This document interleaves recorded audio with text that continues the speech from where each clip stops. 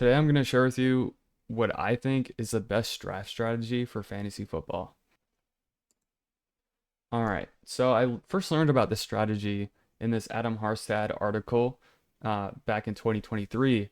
I was curious about it. I didn't really know what to expect when I went into the article, and I was kind of upset by it.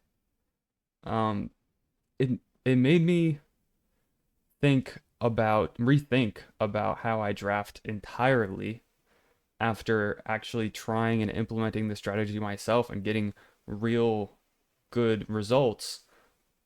And we even have a study that was done recently on Establish the Run that kind of shows that this strategy is effective, right? There is analytical proof that this works. And it's really, really simple, right?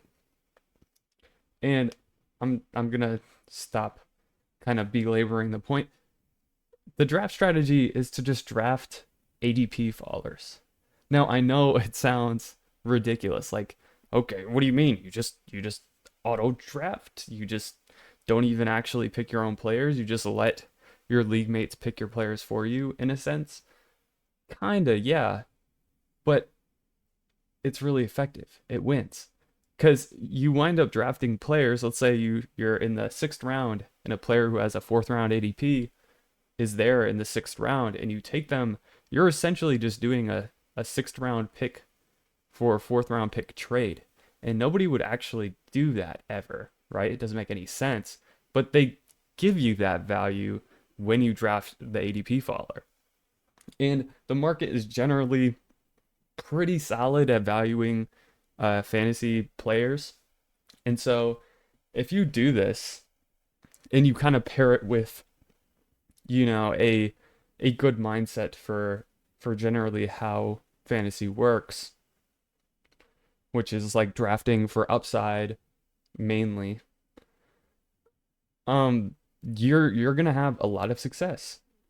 And I can show kind of some of my own results, and it's very much a trust me, bro exercise, I know. But you have Adam Harstad, who's definitely my favorite fantasy football analyst, uh, with this good write up. Go check it out. If you, I'll link it down below. And he talks about why it works and how it works. I won't just like um read his article here. I'll let you guys check it out on your own. And I'll go straight to this Reddit post I made 6 months ago. Okay, and people on the fantasy football Reddit did not like this at all. They thought it was ridiculous to suggest that uh, drafting ADP followers was a viable strategy.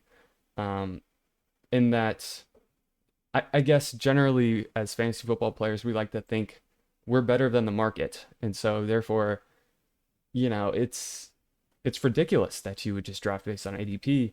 If you just draft by ADP, that means you must suck, right? You're not good. You're not beating the market. Um, and so I got a lot of just get good, bro, responses from people. Um, and I kind of felt like um people were a little attacked by this. Like, hey, you're telling me that all my research and stuff in the off season isn't really that meaningful if ADP can get you like most of the way there. I am kind of telling you that, right? Obviously, your analysis and everything like that is part of the enjoyment of fantasy football, and I don't by any means think you should stop doing something you enjoy, right? But this has proven to be a very effective strategy. And so to get into kind of my own personal experience with it, I kind of have a spreadsheet where I track all my leagues, and this is just my standard home league, right? And in 2021 and 22, I was above average. I was a little bit above average in total points for per game. Uh, just about 1.5 points above average in those 2 seasons. And then in 2023, after I read that article and implemented this strategy for the first time, My points for per game above average rose up to 5.5. That's a drastic improvement. And that above average is above the average scoring per game in points for in my league. Um, and so I was already kind of an above average drafter, but I just drastically improved once I started implementing this ADP follower strategy. And then you can see in 2024, it's the same thing. 4.3 points for per game above average. And then we look at this other league that I did, and you see I drafted terribly, right? In this league. And I was actually a below average drafter in this league in 22 and 23. Implemented this strategy, and boom, I was 5 points for per game above average, uh, just like that. And somebody in the comments here is just like, oh, all this proves is that you suck, and that you should be drafting off of ADP. Doesn't prove that this is actually good for everyone. Um, I'm potentially bad, but I generally think like the market's efficient. Like all of the analysis out there is really good, and it all feeds into this ADP market. And so, I mean, hey, it's a fair criticism, I guess, but this is a game that is very largely luck based. And you get to the playoffs, it's a small sample size, whether you win or lose the championship, you're kind of just at the fantasy god's mercy, right? Like you don't have, it's out of your hands at that point. So all you can really do is try to put your best foot forward and draft a team that scores the most points. And this just gets you more points. And it's so simple, and it's just because you're getting earlier ranked players later. And so you're just winding up with an overall better team. Um, and so here's another example from something called the Dynasty League. If you're not familiar, it's a league where you draft your team, and then um you kind of you draft your team and you keep it year after year. And I did 3 startup dynasty drafts in 2023, and I basically just deployed the strategy um in one of them in 23, and it was probably one of the best fantasy teams I ever put together. And I strictly followed this strategy. Um, in the third one, I did it, but it was a super flex league, and the quarterbacks that I had, Aaron Rodgers and Jimmy Garoppolo, both were just complete busts of picks. And when you don't have a quarterback, if you don't have 2 quarterbacks in a super flex league, you're going to struggle. And in a dynasty league, if you're struggling, you want to just kind of tank and let things play out as they do. And so basically Aaron Rodgers got hurt on the first play um, of his Jets career. And then obviously Jimmy Garoppolo that year was terrible. And so that team struggled immensely, but is now in a really good shape going into 25, now that it has kind of solved that quarterback issue um, with a stopgap quarterback in Geno Smith. But that's kind of to explain why that happened, is I just drafted a lot of receivers, running backs, and failed to actually secure good enough quarterbacks. And so I hit like the extreme uh unlucky outcome. Obviously, I could have drafted quarterbacks, but I was I was being a little bit stubborn and not diving into the position of the most value in that league, which is quarterback. And then I did another 2 startup drafts in 2024, and in year one of doing both of them, I was 5 points for per game above average in both of them. And I'm still in both of those leagues today, and they're both still competitive rosters. And so I pretty much think almost every time you implement this strategy, you're going to come up with a team that is above average. And a lot of times you'll get one of the best teams in the league. And that obviously doesn't guarantee you a championship, right? But it increases your odds tremendously if you just if you do this because you just score more points, right? And so this is just kind of like my experience with it. But if you wanted to see more evidence, Jack Miller of Established a Run here, he did a kind of market analysis. And I'm not a Established a Run subscriber, so I can't see the entire article here.